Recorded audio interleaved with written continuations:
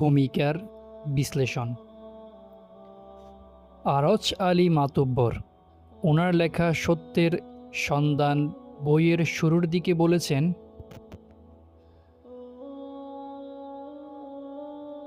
জগতে এমন অনেক বিষয় আছে যেসব বিষয়ে দর্শন, বিজ্ঞান ও ধর্ম এক কথা বলে না। প্রথমত, জগতের কোন কোন বিষয় দর্শন, বিজ্ঞান ও ধর্ম এক কথা বলে না তা আরজ আলী সাহেব উল্লেখ করেননি। দ্বিতীয়ত, জগতের কিছু কিছু বিষয়ে যে দর্শন, বিজ্ঞান ও ধর্ম এক কথা বলে না তা আসলে সত্য। সত্য এই কারণে যে জগতের সকল বিষয়ে সমানভাবে দর্শন, বিজ্ঞান ও ধর্মকে কথা বলতে হয় না। আরজ আলী সাহেব যে ভুলটা শুরুতেই করে বসেছেন তা হলো তিনি দর্শন, বিজ্ঞান আর ধর্মকে এক করে ফেলেছেন। অথচ এই কথা স্বীকার্য যে এই তিনটি বিষয়ের আলোচ্য বস্তু ভিন্ন ভিন্ন। পদার্থ কী কী দিয়ে গঠিত তা বিজ্ঞানের আলোচ্য বিষয়। ধর্মে পদার্থের গঠনের সরাসরি কোনো পাঠ নেই। আবার ব্যভিচার করলে কেন শাস্তি পাওয়া উচিত সেই পাঠ ধর্মের। কোনো কোনো দর্শনে কিছু বলা থাকলেও বিজ্ঞানে তার উত্তরে নেই।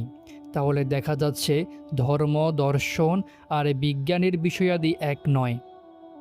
এমত অবস্থায় ভিন্ন ভিন্ন আলোচনার জিনিসকে এক বাটখারায় রেখে পরিমাপ করাটা নিতান্তই বোকামি।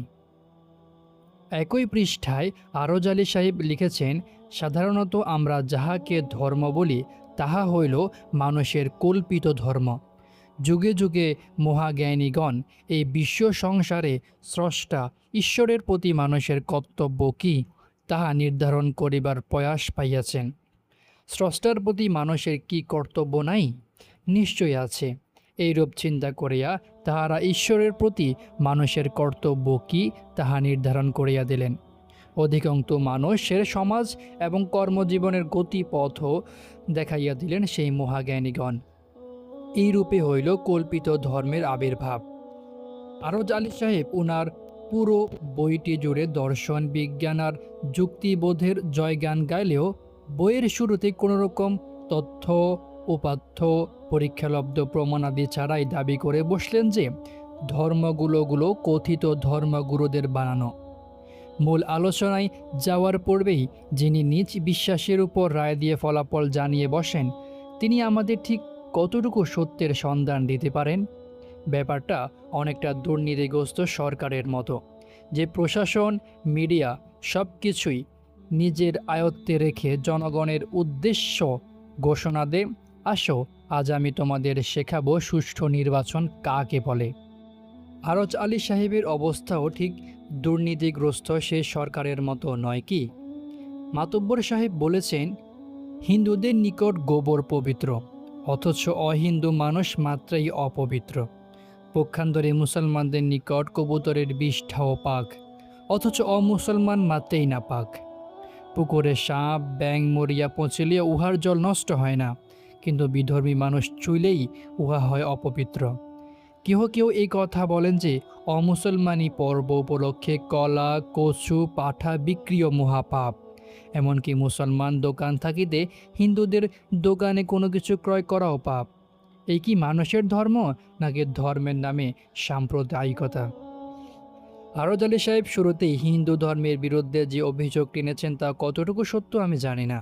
তবে হিন্দু ধর্মের বর্ণপ্রথা সম্পর্কে কিছু ধারণা আছে বই কি। সে মতে উচ্চবর্ণের কোনো হিন্দু নিম্নবর্ণের কোনো হিন্দুর পাশ কাটিয়ে যাওয়াটাকেও পাপ মনে করে। এমনকি একটা সময় নিম্নবর্ণের হিন্দুদের তাদের পবিত্র ধর্মগ্রন্থ পড়া দূরে থাক, ছোঁয়াটাও নিষিদ্ধ ছিল পুরোহিত কর্তৃক। পুরোহিততন্ত্রের এই বিধান এখনও হিন্দু ধর্মে বলবৎ আছে কিনা জানি না, তবে ভারতের অনেক জায়গায় এই রীতির এখনও চর্চা হয়। আরজ আলী সাহেব যে ভুলটা করেছেন তা হলো তিনি হিন্দু ধর্মের এই কালচারের সাথে ইসলামও গুলিয়ে ফেলেছেন। উনি বলেছেন মুসলমানদের কাছে অমুসলমান মাত্রই নাপাক, কিন্তু ইসলামের দিকে তাকালে আমরা ঠিক এর বিপরীত চিত্রটাই দেখতে পাই। আমরা সকলেই জানি রাসূলুল্লাহ সাল্লাল্লাহু আলাইহি ওয়াসাল্লাম ছোটবেলাতেই বাবা মা দুজনকে হারিয়েছেন। তখন থেকেই তিনি তার আপন চাচা আবু তালিবের গৃহে বড় হন। চাচা আবু তালিব রাসূলুল্লাহ সাল্লাল্লাহু আলাইহি ওয়াসাল্লামকে নিজের আপন ছেলের মতোই দেখাশোনা করেন, বড় করেন। উল্লেখযোগ্য বিষয়, রাসূল সাল্লাল্লাহু আলাইহি ওয়াসাল্লামের চাচা আবু তালিব কিন্তু মুশরিক ছিলেন। এমনকি মৃত্যুর আগ মুহূর্ত পর্যন্তও তিনি ঈমান আনেননি। আরজ আলী সাহেবের মতে, ইসলামে অমুসলিম মাত্রই যদি অপবিত্র হয়, তাহলে ইসলামের সর্বশেষ নবীকে আল্লাহ তাআলার চাচা আবু তালিবের বাসায় রেখে কেন বড় করে তুলবেন একজন অপবিত্র লোকের সোহবতে? আশ্চর্য না ব্যাপারটা? এমনও প্রমাণ পাওয়া যায়, চাচা আবু তালিবের মৃত্যুর শয্যায় ওনার পাশে রাসূলুল্লাহ সাল্লাল্লাহু আলাইহি ওয়াসাল্লাম উপস্থিত ছিলেন। ওনাকে কালিমা পাঠ করার জন্য অনুরোধ করেন। এখন ইসলামে অমুসলিম ব্যক্তি মাত্রই যদি অপবিত্র হয়, নাপাক হয়, তাহলে রাসূল সাল্লাল্লাহু আলাইহি ওয়াসাল্লাম কীভাবে ওনার চাচা, যিনি একজন মুশরিক ছিলেন, তার নিকট অবস্থান করেন? মূলত আরজ আলী সাহেব এই জায়গায় এসে যে ভুলটা করেছেন সেটা হলো ইসলামের পাক নাপাকের যে কনসেপ্ট, সেই কনসেপ্টে ভদ্রলোক ঘুরিয়ে ফেলেছেন। পবিত্র কোরআনে মুশরিকদের যদিও অপবিত্র ঘোষণা করা হয়েছে, বলা হচ্ছে, হে মুমিনগণ, মুশরিকরা অপবিত্র, কাজেই তারা যেন এই বছরের পর আর কখনোই মসজিদুল হারামের কাছে না আসতে পারে। আপাত দৃষ্টিতে মনে হচ্ছে এখানে মুশরিকরা অপবিত্র বলতে তাদের শারীরিক অপবিত্রতার কথা বোঝানো হচ্ছে, কিন্তু ব্যাপারটা আসলে তা নয়। এখানে যে অপবিত্রতা এর কথা বলা হয়েছে তা শারীরিক নয়, বরং আত্মিক। এবং সকল প্রসিদ্ধ তাফসিরে এই কথাটাই জোরালোভাবে বলা হয়েছে। যেমন তাফসিরে মাআরিফুল কুরআনে এই আয়াতের ব্যাখ্যায় বলা হয়েছে, আসলে এখানে দৈহিক নয়, বরং আত্মিক অপবিত্রতার কথাই বলা হচ্ছে। তাদের শরীর নোংরা এমনটা বলা হয়নি, এটা কুরআনের বিশেষ বাচনভঙ্গি। এখন প্রশ্ন আসতে পারে, আত্মিক অপবিত্রতাটাই কি আবার কীরকম? আর মুশরিকরা কেন আত্মিকভাবে অপবিত্র? এই প্রশ্নের উত্তর পেতে হলে আমাদের জানতে হবে ইসলামের একেবারে গোড়ার কনসেপ্ট। ইসলাম যে মূল ভিত্তির উপর দাঁড়িয়ে আছে সেটা হলো তাওহীদ। তাওহীদ শব্দের অর্থ একত্ববাদ। ইসলামী একমাত্র উপাস্য আল্লাহ সুবহানাহু ওয়া তাআলা, এর বাইরে আর দ্বিতীয় কোনো উপাস্য ইসলামে নেই। আল্লাহর বাইরে অন্য কারো ইবাদত করা ইসলামের সর্বোচ্চ পর্যায়ের পাপ। এটা এমন পর্যায়ের পাপ যার কোনো ক্ষমা নেই। ইসলামের আল্লাহই যে একমাত্র উপাস্য সত্তা, কুরআনে বহু জায়গায় তার উল্লেখ আছে। তার কোনো শরিক নেই, তার সমকক্ষ কেউ নেই। ইসলামে একমাত্র আল্লাহ ছাড়া অন্য কারো কাছে সাহায্য চাও শিরকের পর্যায়ভুক্ত। যেমন সূরা ফাতিহায় বলা হচ্ছে, আমরা তোমারও ইবাদত করি আর কেবল তোমার কাছেই সাহায্য প্রার্থনা করে। তাহলে আমরা দেখতে পাচ্ছি ইসলামে একমাত্র উপাস্য কেবল আল্লাহ সুবহানাহু ওয়া তাআলা। তার বাইরে অন্য কারো পূজা ইবাদত করা ইসলামে হারাম ও শিরক। কিন্তু মুশরিকদের ধর্মীয় নিয়ম তার উল্টা। মুশরিকদের একই সাথে অনেক দেবদেবীর পূজা করে। তাওহীদের যে কনসেপ্ট তা একেবারে বিপরীত তাদের অবস্থান। ইসলামের দৃষ্টিতে যারা তাওহীদবাদী, যারা কেবল আল্লাহকে একমাত্র উপাস্য হিসেবেই মানে, যারা কেবল আল্লাহরও ইবাদত করে, তারা মনের দিক থেকে পবিত্র। আর যারা আল্লাহকে বাদ দিয়ে অন্য অনেকগুলা দেবদেবীর পূজা করে, উপাস্য জ্ঞান করে, তারা মনের দিক থেকে অপবিত্র। এমত অবস্থায় হারাম শরীফের মতো মুসলিমদের পবিত্র জায়গায় একই সাথে তাওহীদবাদী ও মুশরিকদের অবস্থান থাকতে পারে না।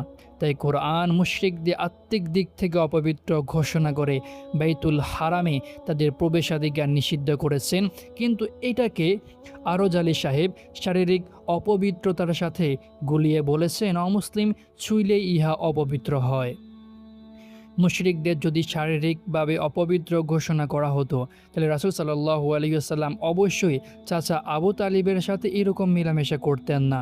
তিনি অবশ্যই অমুসলিমদের সাথে চুক্তি করতেন না। এছাড়াও ইসলামের ইতিহাস ঘাটলে এরকম অনেক প্রমাণ পাওয়া যায় যেখানে মুসলিমরা অমুসলিমদের সাথে বসবাস করত, ব্যবসা বাণিজ্য করত। এমনকি ইসলামের ইতিহাসে অন্যতম যে ঘটনা, মদিনা সনদিত করা হয়েছে ইহুদিদের সাথে। আরজ আলী সাহেব বলেছেন, ইসলামে নাকি মুসলিমদের দোকান থাকতে হিন্দুদের দোকান থেকে কোনো কিছু ক্রয় করাও পাপ। এই ফতোয়াটাও আরজ আলী সাহেব ঠিক কোথায় পেয়েছেন বা কার কাছে শুনেছেন আমি জানি না। তবে ইমাম বুখারী সহিহ আল বুখারীতে উল্লেখ করেছেন যে আব্দুর রহমান ইবনে আবু বকর রাদিয়াল্লাহু আনহু বলেন, আমরা রাসূল সাল্লাল্লাহু আলাইহি ওয়াসাল্লামের সাথে ছিলাম। তখন এক মুশরিক ব্যক্তি তার কিছু ভেড়াসহ আমাদের কাছে এলো। রাসূল সাল্লাল্লাহু আলাইহি ওয়াসাল্লাম তাকে উদ্দেশ্য করে বললেন, এগুলো কি বিক্রির জন্য নাকি হাদিয়ার জন্য? এরপর রাসূল সাল্লাল্লাহু আলাইহি ওয়াসাল্লাম তার নিজের জন্য ওই ব্যক্তির কাছ থেকে একটি ভেড়া ক্রয় করে নিলেন। তাহলে আমরা দেখতে পাচ্ছি আরজ আলী সাহেব অমুসলিম ব্যক্তি মাত্রই নাপাক, তাদের কাছ থেকে কিছু কেনাও যাবে না মর্মে ইসলামের বিরুদ্ধে যে অভিযোগ দাঁড় করিয়েছেন তা সম্পূর্ণ মিথ্যা, বানোয়াট ও ভিত্তিহীন। বরং আমরা জানলাম রাসূল সাল্লাল্লাহু আলাইহি ওয়াসাল্লাম ব্যক্তি জীবনে অমুসলিম পরিবারে বড় হয়েছেন, অমুসলিমদের সাথে ব্যবসা বাণিজ্য করেছেন, চুক্তি করেছেন, ক্রয় বিক্রয় করেছেন। এত সত্ত্বেও ইসলামের বিরুদ্ধে এইরকম ভিত্তিহীন, বানোয়াট, মন গড়া অভিযোগ আনার হেতু কি? তা কি আরজ আলী সাহেবের ভক্তকুল আমাদের জানিয়ে বাধিত করবেন? আরজ আলী মাতব্বরের অভিযোগ তুলেছেন এই মর্মে যে ধর্ম নাকি জ্ঞান অর্জনে বাধা প্রয়োগ করে। তিনি বলেছেন, এই যে জ্ঞানের অগ্রগতিতে বাধা, মনের অদম্য স্পৃহায় আঘাত, আত্মার অতৃপ্তি, ইহারই প্রতিক্রিয়া মানুষের ধর্মকর্মের শৈথিল্য। এক কথায়, মন যাহা চায় ধর্মের কাছে তাহা পায় না। মানুষের মনের ক্ষুধা অতৃপ্তই থাকিয়া যায়। ক্ষুধার্তর বলদ তেমনি রশি ছেড়িয়া অন্যের ক্ষেতের ফসলে উদরপূর্তি করে। মানুষের মনও তেমন ধর্মের ক্ষেত্রে সীমা অতিক্রম করিয়া ক্ষুধা নিবৃত্তির জন্য ছুটিয়া যায় দর্শন আর বিজ্ঞানের কাছে। আরজ আলী সাহেবের এই কথাগুলো মোটা দাগে অন্য ধর্মের সাথে কতটুকু সামঞ্জস্যপূর্ণ বলতে পারি না, কিন্তু ইসলামের সাথে এর চিটে ফোটা সম্পর্কও নেই। হিন্দু ধর্মে একটা সময় নিম্নবর্ণের হিন্দুরা তাদের ধর্মগ্রন্থ স্পর্শ করতে পারত না, শুধু ব্রাহ্মণরাই পুজো অর্চনা উপাসনা করতে পারত। খ্রিস্ট ধর্মের চার্চ কর্তৃক বিজ্ঞান ও বিজ্ঞানীদের উপর খড়গহস্তে নেমে পড়ার কাহিনীও সবার জানা। কিন্তু ইসলামের ইতিহাসে এরকম কোনো ঘটনা নেই যেখানে ইসলাম জ্ঞান বিজ্ঞান চর্চায় বাধা হয়ে দাঁড়িয়েছে। বরং ইসলাম বরাবরই জ্ঞান বিজ্ঞান চর্চায় ঊর্ধ্বত্ব করে এসেছে। বিজ্ঞানে মুসলিমদের অবদান সর্বজনবিদিত। চিকিৎসা বিজ্ঞান, রসায়ন, পদার্থবিজ্ঞানে মুসলিম বিজ্ঞানীদের রয়েছে অভূতপূর্ব অবদান। অন্ধকার ইউরোপে সর্বপ্রথম আলোকবর্তিতা হাতে ইসলাম প্রবেশ করেছে। বিজ্ঞান, দর্শন, সাহিত্য সবখানে মুসলিমদের ছিল জয় জয়কার। আল কুরআনে জ্ঞান অর্জনের প্রতি বিশেষভাবে গুরুত্বারোপ করা হয়েছে। আল কুরআনে নাজিলের যে শব্দ প্রথম ছিল সে শব্দ ছিল ইকরা, পড়ো। সে জানে এবং যে জানে না তাদের মধ্যকার পার্থক্য নির্ণয় করতে গিয়ে কুরআন বলেছে, যারা জানে আর যারা জানে না তারা কি কখনো সমান হতে পারে? সুন্দর একটি পার্থক্য টেনে কোরআন বুঝিয়ে দিল যে যারা জানে তারাই উত্তম তাদের চেয়ে যারা জানে না। রাসূলুল্লাহ সাল্লাল্লাহু আলাইহি ওয়াসাল্লাম বলেছেন, প্রত্যেক মুসলিমের জন্য জ্ঞান অর্জন করা ফরজ। ইসলামের ইতিহাসের দিকে তাকালে এমন বহু মুসলিম বিজ্ঞানীর নাম আমরা দেখতে পাই যারা তাদের কর্মের মাধ্যমে বিজ্ঞান দর্শন জগতে অবদান রেখেছিলেন। তাদের নাম সারা বিশ্বের মানুষ স্মরণ রেখেছে। জ্ঞান বিজ্ঞান চর্চায় মুসলিমদের অবদানের কথা স্বীকার করতে গিয়ে বর্তমান সময়ের বিখ্যাত নাস্তিক রিচার্ড ডকিন্স একবার টুইট করেছিলেন এই বলে, 1000 years ago, the Islamic golden age embraced all the world's learning, books and science. Can we have a new Islamic golden age, please? নাস্তিকরাও এই কথা অকপটে স্বীকার করে যে ইসলাম কখনোই জ্ঞান বিজ্ঞান চর্চার বিরুদ্ধে ছিল না, বরং জ্ঞান বিজ্ঞানকে সম্প্রসারিত করার জন্য ইসলামের যা করেছে পৃথিবীর অন্য কোনো ধর্ম তা করেনি। তাছাড়া ধর্মের সাথে বিজ্ঞানের যে দ্বন্দ্বের কথা আরজ আলী সাহেব উল্লেখ করেছেন তা কতটুকু সত্য, যেখানে Francis Bacon, Copernicus, Galileo, Einstein এবং নিউটনের মতো বিজ্ঞানীরা ধর্ম এবং ঈশ্বরের অস্তিত্বে বিশ্বাস করতেন। আরজ আলী সাহেব লিখেছেন, অধিকাংশ ধর্ম এবং ধর্মের অধিকাংশ তথ্য অন্ধবিশ্বাসের উপর প্রতিষ্ঠিত। এবার অবশ্যই আরজ আলী সাহেব ঠিক কথা বলেছেন। ধর্মের কিছু তথ্য অবশ্যই বিশ্বাসের উপরে নির্ভর করে, যেমন আল্লাহতে বিশ্বাস, জান্নাত জাহান্নামে বিশ্বাস, আখেরাত, ফেরেশতা ইত্যাদিতে বিশ্বাস। একজন মুসলিম এই সব কিছু না দেখে বিশ্বাস করে। পবিত্র কুরআনের শুরুতেই বলা হয়েছে যারা অদৃশ্যে বিশ্বাস করে। ইমানের মূল হচ্ছে গায়েবে বিশ্বাস, এমন কিছুতে বিশ্বাস করা যা দেখা যাচ্ছে না, ধরা যাচ্ছে না, ছোঁয়া যাচ্ছে না। মানুষ চাইলেই পৃথিবীতে বসে আল্লাহকে দেখতে পাবে না। সে চাইলেই জান্নাত জাহান্নাম অবলোকন করতে পারবে না। ফেরেশতাদের সাথে মত বিনিময় করতে পারবে না। সে পারবে না, কারণ সে কিছু সীমাবদ্ধতার মধ্যে বন্দী। সেটা কীরকম? সেটা হচ্ছে মানুষ সময়ের বাইরে কল্পনা করতে পারে না। সে সময়ের প্রেমে বন্দী। সে অতীত, বর্তমান, ভবিষ্যৎ এই 3 প্রেমের মধ্যে বন্দী পাখির মতো। সে চিন্তা করতে পারে অতীতে কি হয়েছিল তা নিয়ে। সে চিন্তা করতে পারে আজ কি হচ্ছে তা নিয়ে। সে চিন্তা করতে পারে আগামীকাল কি হতে পারে তা নিয়ে। কিন্তু এই অতীত, বর্তমান, ভবিষ্যতের বাইরে এসে কোনো কিছুই সে কল্পনা করতে পারে না, কারণ সে টাইম ফ্রেমের মধ্যে বন্দী। কিন্তু বাই ডেফিনেশন স্রষ্টা কোনো টাইম ফ্রেমে বন্দী নন। তিনি ভূত, বর্তমান, ভবিষ্যৎ সব কিছুর ঊর্ধ্বে। মানুষের সীমাবদ্ধতার দরুন সে বাহ্যিক জগতেও অনেক কিছু দেখতে পায় না, অনেক কিছু শুনতে পায় না। যেমন ধরুন, মানুষের চোখ সাধারণত 390 থেকে 700 ন্যানোমিটার তরঙ্গ দৈর্ঘ্যের আলো মানুষ দেখতে পায়। এর চেয়ে কম বা এর চেয়ে বেশি আলো মানুষ দেখতে পারে না। কেন পারে না? এটা মানুষের সীমাবদ্ধতা। আবার ধরুন, মানুষের কান সাধারণত 20 হার্জ থেকে 20,000 হার্জের মধ্যে থাকলেই কেবল আমরা শব্দ শুনতে পাই। এর চেয়ে কম বা বেশি হলে সে শব্দ আমরা শুনতে পাই না। কেন শুনতে পাই না? আমাদের সীমাবদ্ধতা। এত সীমাবদ্ধতা নিয়ে আমরা কিভাবে আশা করি যে স্রষ্টা আমাদের ল্যাবের অণুবীক্ষণ যন্ত্রের নিচে এসে ধরা দেবেন? মানুষকে স্রষ্টা এই ক্ষমতা দেননি। এজন্য তিনি বলছেন তাকে না দেখে বিশ্বাস করতে হবে। তবে কি মানুষ কখনোই স্রষ্টাকে দেখবে না? অবশ্যই দেখবে, তবে সেটা নির্দিষ্ট সময়। সেটি কোন সময়? আখেরাত। কড়া বা হালকা বিজ্ঞান মনস্করা এতটুকু পড়ে হয়তো বা আমাকে 2-4 বার মনে মনে গালমন্দ করে ফেলেছেন। বলছেন না দেখে আবার বিশ্বাস কি? বিজ্ঞানকে যারা বিশ্বাস করতে অভ্যস্ত, অথবা যারা সেইং ইজ বিলিভিং তত্ত্বানুরাগী, তাদের জন্য আমাদের কাছে রয়েছে মহা দুঃসংবাদ। দুঃসংবাদটি হলো বিজ্ঞান এখনও নিজেকেও এখন আর সিং ইজ বিলিভিং তত্ত্বে বিশ্বাস করে না। কারণ এতদিন ধরে যারা মহাবিশ্বকে জেনে ফেলেছি, বুঝে ফেলেছি, বলতে বলতে তৃপ্তির ঢেকুর তুলতেন, তাদের জন্য ভয়ঙ্কর দুঃসংবাদ শোনাচ্ছে মার্কিন মহাকাশ গবেষণা সংস্থা নাসা। তারা বলেছে এতদিন ধরে, এত বছর শ্রম সাধনা করে আমরা মহাবিশ্বের যতটুকু জেনেছি সেটার পরিমাণ খুবই ক্ষুদ্র। নাসা স্পষ্ট করে জানাচ্ছে আমাদের এই জানার পরিমাণ মাত্র 5%। এরকম বাকি 95% তাহলে কি? বাকি 95% হলো ডার্ক ম্যাটার বা অদৃশ্য বস্তু। এই 95% অদৃশ্য বস্তু নিয়ে আমাদের সমগ্র মহাবিশ্ব পরিবেষ্টিত। কিন্তু এই অদৃশ্য বস্তুগুলোকে আমরা বুঝতে পারছি না, দেখতে পাচ্ছি না।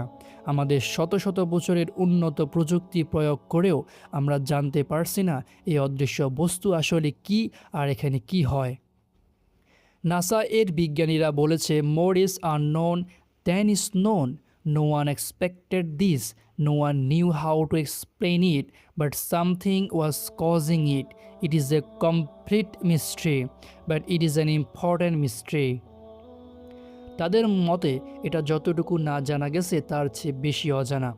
তাহলে এই অজানা বস্তুকে আমরা কি করব? বিজ্ঞানীরা কি করবেন? পদার্থ বিজ্ঞানীরা কি করবেন? এগুলোকে অস্বীকার করবেন? নাই বলে পাশ কাটবেন? একদম না। বিজ্ঞানকে এগিয়ে নিতে হলে তাদের এই বিশাল পরিমাণ অদৃশ্য বস্তুকে বিশ্বাস করে আগাতে হবে। ধরে নিতে হবে যে আছে, এরা আছে। ব্যাপারটাকে খুব সুন্দরভাবে তুলে ধরেছেন ডক্টর জাফর ইকবাল।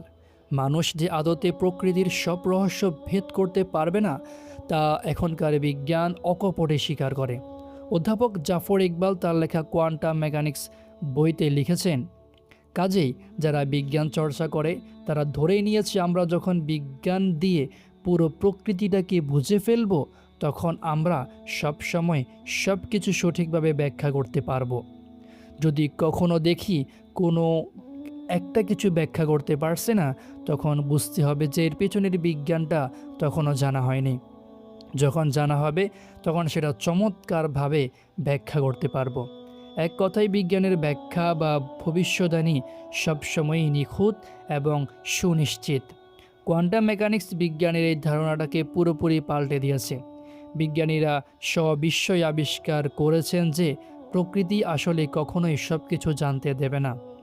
সে তার ভিতরের কিছু কিছু জিনিস মানুষের কাছ থেকে লুকিয়ে রাখে। মানুষ কখনোই সেটা জানতে পারবে না।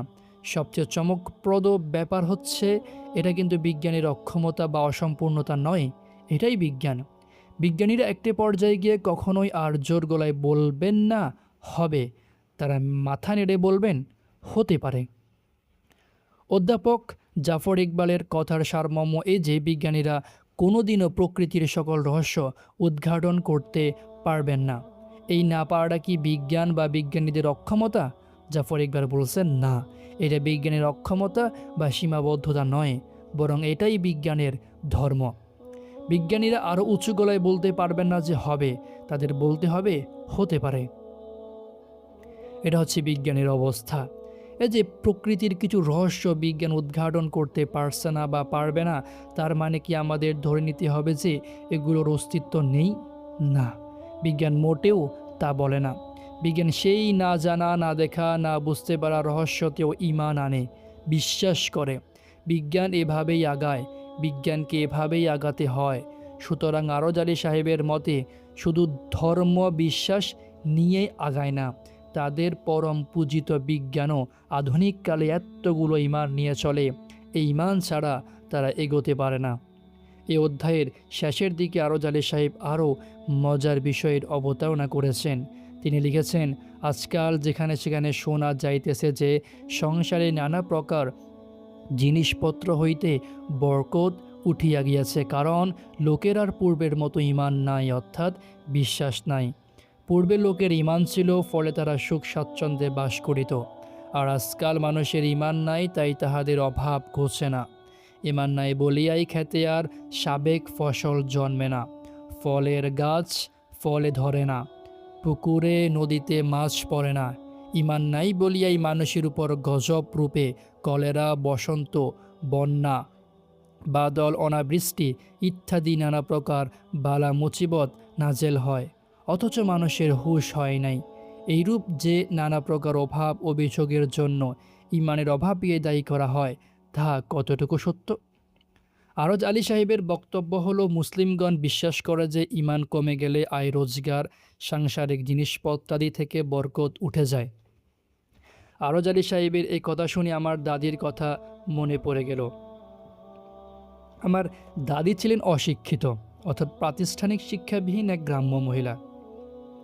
প্রাতিষ্ঠানিক শিক্ষা তো ছিলই না, আমার দাদি যে অন্তত পক্ষে সুশিক্ষিত ছিলেন এমনটাও না। ছোটবেলায় দাদির কাছে ঠিক এই রকম গল্পই শুনতাম আমরা। মানুষের ঈমান চলে যাচ্ছে বলেই সংসারের আয় রোজগারটে ভাটা পড়েছে, রোগে শোকে ধরেছে। দাদির মতে এসবের পিছনে একটাই কারণ, ঈমানের ঘাটতি। কিন্তু বড় হয়ে যখন আমি ধর্মতত্ত্ব পড়া শুরু করলাম, ধর্মীয় বইপত্র অধ্যয়ন শুরু করলাম, সব বিষয়ে লক্ষ্য করলাম, এতদিন দুঃখ দুর্দশা আয় রোজগার থেকে বরকত উঠে যাওয়ার ঈমানের যে ঘাটতিকে দায়ী করা হচ্ছিল, তা সম্পূর্ণ বিপরীত। আমি যতদূর জানি আরজ আলী মাতুব্বর সাহেবেরও কোনো প্রাতিষ্ঠানিক শিক্ষা ছিল না, কিন্তু তিনি ছিলেন সুশিক্ষিত। নিজে নিজে অনেক দূর পর্যন্ত পড়াশোনা করেছেন। শোনা যায় বরিশাল বিএম কলেজের পাঠাগারে থাকা মোটা মোটা দর্শন, বিজ্ঞান, যুক্তিবিদ্যা আর ধর্মশাস্ত্র অধ্যয়ন করেছেন ভদ্রলোক। এত সত্ত্বেও কেন তিনি মফস্বলে অশিক্ষিত মানুষগুলোর লোকে মুখে প্রচলিত কিছু কুসংস্কারকে ইসলামের সাথে বেঁধে দিয়ে প্রশ্ন ছুড়েছেন, সেটাই আমি বুঝতে পারছি না। তার মতে মুসলিমদের বিশ্বাস হলো ঈমান দুর্বল হলে সংসারের আয় বরকত কমে যায়। আমার প্রশ্ন হলো, এই জগৎ সংসারে মুহাম্মদ সাল্লাল্লাহু আলাইহি ওয়াসাল্লামের চেয়ে সবচেয়ে বেশি ঈমানদার, বেশি পরহেজগার, বেশি তাকওয়াবান, বেশি আমলকারী লোক আর কেউ ছিল কি? যদি না থাকে তাহলে এই সর্বোচ্চ ঈমানদার, সর্বোচ্চ পরহেজগার, সর্বোচ্চ তাকওয়াবান, সর্বোচ্চ আমলকারীর ব্যক্তির ঘরে কেন একদিন চুলোয় আগুন জ্বললে 4 দিন জ্বলতো না? কেন তাকে খেজুর পাতার চাটাইয়ে শুতে হতো, যার ফলে তার পিঠে, হাতে, গাড়ে দাগ পড়ত? তার কি ঈমানের ঘাটতি ছিল? যদি না থাকে তাহলে কেন তাকে অনাহারে থাকতে হতো? কেন নবীন দিনী ফাতেমা রাদিয়াল্লাহু আনহা তার পুত্রদের খেতে দিতে পারতেন না? তাহলে দেখা যাচ্ছে রুজি রোজগার বৃদ্ধি ঘাটতি সবসময় ঈমানের উপর নির্ভর করে না। আর অভাব অনটন দুর্দশা ইত্যাদিও সর্বদা দুর্বল ঈমানের ফল নয়, বরং অভাব অনটন দুঃখ দুর্দশা ইত্যাদি হলো মজবুত ঈমানের ফল। যার ঈমান যত পাকাপোক্ত তার জন্য পরীক্ষাও তত বেশি, তত কঠিন। যার জ্বলন্ত উদাহরণ মুহাম্মদ সাল্লাল্লাহু আলাইহি ওয়াসাল্লাম। রাসূলুল্লাহ সাল্লাল্লাহু আলাইহি ওয়াসাল্লাম বলেছিলেন, দুনিয়া মুমিনের জন্য জেলখানা এবং কাফেরদের জন্য জান্নাতের মতো। জেলখানা কেমন? খুব কি আরামের জিনিস নাকি কষ্টের? অবশ্যই জেলখানা কষ্টের জায়গা। রাসূল সাল্লাল্লাহু আলাইহি ওয়াসাল্লাম মুমিনদের জন্য দুনিয়াকে সেই কষ্টের জায়গা জেলখানার সাথে তুলনা করেছেন। আর জান্নাত কেমন? জান্নাত হচ্ছে আরামদায়ক জায়গা, যেখানে কষ্ট নেই, দুঃখ নেই, ক্লান্তি নেই, অভাব অনটন কিচ্ছু নেই। রাসূল সাল্লাল্লাহু আলাইহি ওয়াসাল্লাম কাফেরদের জন্য দুনিয়াকে জান্নাতের সাথেই তুলনা করেছেন। তাহলে বোঝা যাচ্ছে দুনিয়ায় যে যত বেশি ঈমানদার সে তত বেশি পরীক্ষার মধ্যে থাকবে। দুঃখ কষ্টের পরীক্ষা, রোগ শোকের পরীক্ষা ইত্যাদি। আর যার ঈমান নেই তার পরীক্ষা কম, সে সুখে থাকবে, শান্তিতে থাকবে। তাহলে এখান থেকে আমরা দেখতে পেলাম ইসলামী বিশ্বাস হিসেবে ঈমান দুর্বল থাকলে বা কমে গেলে বরকত উঠে যায় মর্মে যে তত্ত্ব আরজ আলী সাহিব আমাদের গিলাতে চেয়েছেন তার সাথে মূল ইসলামের চিটে ফোটা সম্পর্ক নাই। বরং আসল কাহিনী আরজ আলী যা বলেছেন তার বিপরীত। এজন্য দুনিয়ার সামগ্রিক সম্পর্কে ইসলামের দৃষ্টিভঙ্গি হচ্ছে তা ধোঁকার সামগ্রী। এটা দিয়েও আল্লাহ কাউকে পরীক্ষা করেন, আবার না দিয়েও পরীক্ষা করেন। ভালো মন্দ উভয় অবস্থাই ঈমানদারের জন্য পরীক্ষার বিষয়। যেমন কোরআনে বলা হয়েছে, আর আমি পরীক্ষা করি সুখ এবং দুঃখ দিয়ে যাতে তারা ফিরে আসে। বরং আল্লাহ জানিয়ে দিয়েছেন যে যদি সব মানুষ কাফের হওয়ার আশঙ্কা না থাকতো তাহলে তিনি কাফেরদের ঘর বাড়ি স্বর্ণ রৌপ্য দিয়ে মুড়িয়ে দিতেন, কিন্তু তিনি দুনিয়াতেও তাদের পরিমিত প্রদান করেন। তবে কখনো কখনো ঈমান ও তাকওয়া থাকলে আল্লাহ তার আকাশস্থিত বরকত ও জমিনস্থ প্রভূত কল্যাণের দ্বার উন্মোচন করেন বলে ঘোষণা করেছেন। সেটাও মূলত পরীক্ষা। সুতরাং ধন সম্পদ, সন্তান সন্ততি এসবকে ঈমানদার পরীক্ষার সামগ্রী হিসেবে গ্রহণ করে। কাউকে ধন সম্পদ দিলে তাকে ভালোবাসার প্রমাণ যেমন নয়, তেমনি না দিলে ভালো না বাসার প্রমাণও তা নয়। কাফের মুশরিকরাই শুধু দুনিয়ার জীবনে প্রাচুর্যকে স্রষ্টার ভালোবাসার নমুনা হিসেবে গ্রহণ করে থাকে। ঈমানদারের দৃষ্টি আখিরাতের দিকে হওয়ার কারণে সে প্রাচুর্য দেখলে সর্বদা ভয়ে সন্ত্রস্ত থাকে। না জানি তার আখিরাতের হিসাব শূন্য হয়ে গেল। পবিত্র কোরআনে ঘোষিত হচ্ছে, কেউ পার্থিব সুখ সম্ভোগ কামনা করলে আমি যাকে যা ইচ্ছা সত্তর দিয়ে থাকি, পরে তার জন্য জাহান্নাম নির্ধারিত করি, যেখানে সে প্রবেশ করবে নিন্দিত এবং অনুগ্রহ থেকে বঞ্চিত অবস্থায়। রাসূল সাল্লাল্লাহু আলাইহি ওয়াসাল্লাম এবং আমাদের পূর্বসূরি সাহাবায়ে কেরামও এমনটি বলেছেন। ইসলামের বিরুদ্ধে এই অভিযোগ টানার পরে তিনি চীন, রাশিয়া সহ প্রভৃতি উন্নত দেশের উদাহরণ টেনে বোঝাতে চাইলেন, এই সমস্ত দেশের মানুষের কোনো ধর্ম নেই, থাকলেও তারা আল্লাহ বিল্লাহ করে না। তথাপি তাদের সংসার শোনায় সোহাগা, তাদের ব্যাংক ব্যালেন্স ভর্তি টাকা পয়সা, তাদের ব্যাংক ব্যালেন্স ভর্তি টাকা পয়সা, ইয়া বড় অট্টালিকা। তাদের দেশে রোগশোক কম, টাইফয়েড কলেরার মতো মহামারী অনেক আগেই সেখান থেকে তল্পিতল্পা নিয়ে বিদায় হয়েছে। অথচ আমাদের দেশের মতো যে সকল গরিব দেশের মানুষ হাল্লাবিল্লা করে, তারা কেন গরিব হবে? তাদের কেন না খেয়ে মরতে হবে? তাদের কেন বাড়ি নেই, গাড়ি নেই? এই সকল দেশে কেন কলেরা টাইফয়েডের মতো রোগ মহামারী রূপে দেখা দেবে? আরও জ্বালিয়ে ওনার সেই আগের ফুলের বৃত্তেই গুরু পাক খাচ্ছেন। উনি মনে করছেন আল্লাহ বিল্লাহ করলে আর পাক্কা মুমিন হলেই বুঝি আকাশ থেকে টাকার বস্তা ধপাস করে উঠোন এসে পড়বে।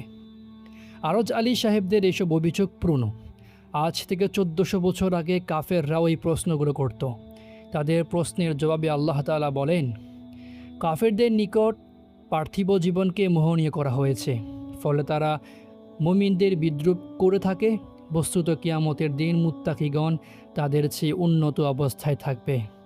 আল্লাহ যাকে ইচ্ছা অপরিমিত রিজিক দিয়ে থাকেন। আল্লাহ বলেছেন, যারা কাফের তাদের সামনে তিনি দুনিয়াকে মোহনীয় করে দিয়েছেন, ফলে দুনিয়া লাভের প্রতিযোগিতায় তারা বিভোর। এতই বিভোর যে মুত্তাকিদের উদ্দেশ্যে তারা এই আরজ আলী সাহেবদের মতো বিদ্রুপাত্মক প্রশ্ন করে, তোমরা তো খুব আল্লাহ বিল্লাহ করো, কই তোমাদের কষ্টতে লাঘব হয় না? অথচ আমরা এর কিছুই করি না, দেখো আমরা কত সুখে আছি। আল্লাহ পরিষ্কার করে বলে দিচ্ছেন, বস্তুত কিয়ামতের দিন মুত্তাকিগণ তাদের চেয়ে উন্নত অবস্থায় থাকবে। অন্য একটি আয়াতে আল্লাহ তাআলা আরও সুস্পষ্ট করেছেন, নিশ্চয়ই আমি তোমাদের পরীক্ষা করব ভয়, ক্ষুধা, ধনসম্পদ, জীবন ও ফসলাদির ক্ষয়ক্ষতির মাধ্যমে। অতএব হে রাসূল, আপনি ধৈর্যশীলদের সুসংবাদ প্রদান করুন। সুতরাং এই আয়াত থেকে এটা স্পষ্ট যে ভয়, ক্ষুধা, মৃত্যু, জীবন আর ফসলের ক্ষয়ক্ষতি কখনোই দুর্বল ইমানের কারণ নয়, বরং তা আল্লাহর কাছ থেকে ইমানদারদের জন্য পরীক্ষা স্বরূপ। আরজ আলী সাহেবেরা যে ইসলামকে রিপ্রেজেন্ট করে, ইসলামকে এক হাত নেওয়ার চেষ্টা করে, সেই ইসলাম গ্রামের কুসংস্কার বই কিছুই নয়। আসল ইসলামের সাথে এর দূরতম কোনো সম্পর্ক নেই। কিন্তু সেই কুসংস্কারকে লক্ষ্যবস্তু ধরে আরজ আলী সাহেবরা যখন ধর্মতর্কে আসেন, তখন আমরা সেটাকে নিছক ছেলে মানুষই ছাড়া কী বা বলতে পারি। এরকম আরও অনেক হাস্যকর যুক্তি তর্ক আমরা সামনে দেখতে পাব। এই অধ্যায় শেষে তিনি আরও একটি হাস্যকর তথ্য ইসলামের নামে ছুড়ে দিয়েছেন, তা সংক্ষেপে আলোচনা করছে। তিনি লিখেছেন, বলা হয় যে আল্লাহর অসাধ্য কোনো কাজ নেই। বিশেষ বিশ্বাসী ভক্তদের অনুরোধে তিনি অসম্ভবকেও সম্ভব করেন। সুলাইমান নবী নাকি সিংহাসনে বসিয়া সপরিষদ শূন্যে ভ্রমণ করিতেন। তাই বলি আল্লাহ তাআলা ইচ্ছা করিলে জায়নামাজ শুদ্ধ আমাকেও নিমিষের মধ্যে মক্কায় পৌঁছাইতে পারেন। এরূপ বিশ্বাস কোনো পীর সাহেবের আছে কি? থাকিলে একবারও তাহা পরীক্ষা করিয়া দেখিয়াছেন কি? না দেখিয়াই বা উড়োজাহাজে চড়িবার কারণ কি? উড়োজাহাজে চড়িবার বিপদ আছে, ভাড়া আছে, সময় লাগেও যথেষ্ট, তবুও উহার উপর জন্মিয়াছে বিশ্বাস। মজার ব্যাপার হলো আরজাই সাহেব আল্লাহ নবী রাসূলদের সাথে পীর সাহেবদের গুলিয়ে একাকার করে ফেলেছেন। ইব্রাহিম আলাইসাল্লাম আল্লাহ তাআলার নবী ছিলেন, ওনাকে তিনি আগুনের হাত থেকে বাঁচিয়েছেন। ইউনুস আলাইসাল্লাম আল্লাহর নবী ছিলেন, ওনাকে আল্লাহ তাআলা মাছের পেট থেকে উদ্ধার করেছেন। সুলাইমান আলাইসাল্লাম আল্লাহর নবী ছিলেন, তিনি পশু পাখির ভাষা বুঝতেন। জিনরা হাওয়ায় উড়ে তার সিংহাসন বহন করত। মুসা আলাইসাল্লাম আল্লাহর নবী ছিলেন, উনি হাত থেকে লাঠি রাখলেই তা সাপ হয়ে যেত। এবং মুসা আলাইসাল্লাম আল্লাহর সাথে বিনা মাধ্যমে কথা বলার সুযোগ পেয়েছিলেন। ঈসা আলাইসাল্লাম পেয়েছিলেন মৃতকে জীবন দান করার ক্ষমতা এবং কুষ্ঠ রোগীকে আরোগ্য দানের ক্ষমতা। আর মুহাম্মদ সাল্লাল্লাহু আলাইহি সাল্লাম ছিলেন আল্লাহর সর্বশেষ নবী ও রাসূল। তিনি মিরাজের মাধ্যমে সরাসরি আল্লাহর সাথে সাক্ষাৎ ও কথা বলার সুযোগ লাভ করেছেন। তারা এই সব কিছুর সুযোগ পেয়েছিলেন কারণ তারা আল্লাহর নবী, আল্লাহ তাআলার রাসূল, আল্লাহর দূত ছিলেন। আরজ আলী সাহেব পীর সাহেবদেরকে এইরকম সুযোগের জন্য ট্রাই করার উপদেশ দিচ্ছেন। কিন্তু প্রশ্ন হলো, এই পীর সাহেব কি আল্লাহর প্রেরিত কোনো নবী, কোনো রাসূল, কোনো বিশেষ দূত? যদি না হয় তাহলে তারা কিভাবে এরকম সুযোগ লাভ করতে পারে? আর কোন সেন্স থেকেই বা আরজ আলী পীর সাহেবদের কাছে এরকম প্রস্তাব রাখে যেখানে মুহাম্মদ সাল্লাল্লাহু আলাইহি ইসলামের পরে দুনিয়ার বুকে শ্রেষ্ঠ মানব আবু বকর রাদিয়াল্লাহু আনহু এবং ওমর ফারুক রাদিয়াল্লাহু আনহুরা এই সুযোগ পাননি? তিনি আরও লিখেছেন, অতীতের কোনো বুজুর্গান হাঁটিয়াই নদী পার হইতে পারিতেন, যেহেতু তাহাদের বিশ্বাস ছিল যে নদী পার করাইবেন আল্লাহ তাআলা, নৌকা বা জলযানের দরকার নেই। আর বর্তমানে আল্লাহর উপর বিশ্বাস নাই, নদী পার হতে সাহায্য লইতে হয় নৌকার। পাঠক নিশ্চয়ই এতক্ষণে হাসা শুরু করেছেন, ভাবছেন আরে লোকটা কিসের সাথে কি মিলায়। আসলেই তাই, উনার জানা ইসলাম আর মূল ইসলাম এক নয়। উনি বিকৃত যে ইসলামকে চিনতেন বা জানতেন সেটাকে পুঁজি করেই এগিয়েছেন। খুব ভালো করতেন যদি কোনো ভালো আলেমের সান্নিধ্য লাভের চেষ্টা করতেন।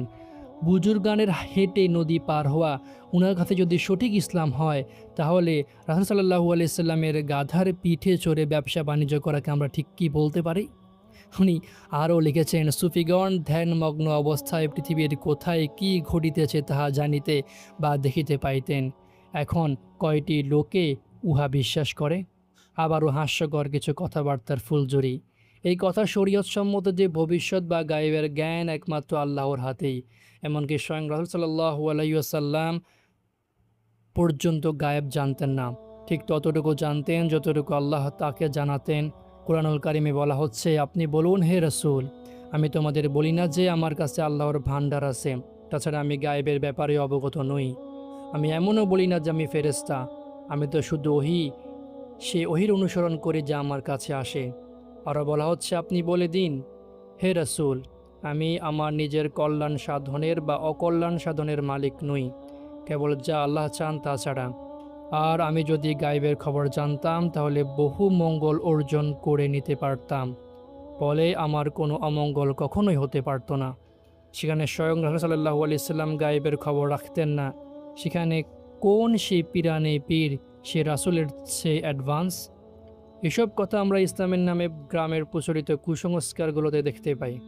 কিন্তু আরজ আলী সাহেবের মতো একজন দায়িত্ববান স্বশিক্ষিত লোক যদি এসব কুসংস্কারকে হাতিয়ার করে ধর্মকে আক্রমণ করে বসে, তখন ব্যথিত হওয়া ছাড়া আর কী বা করার থাকে?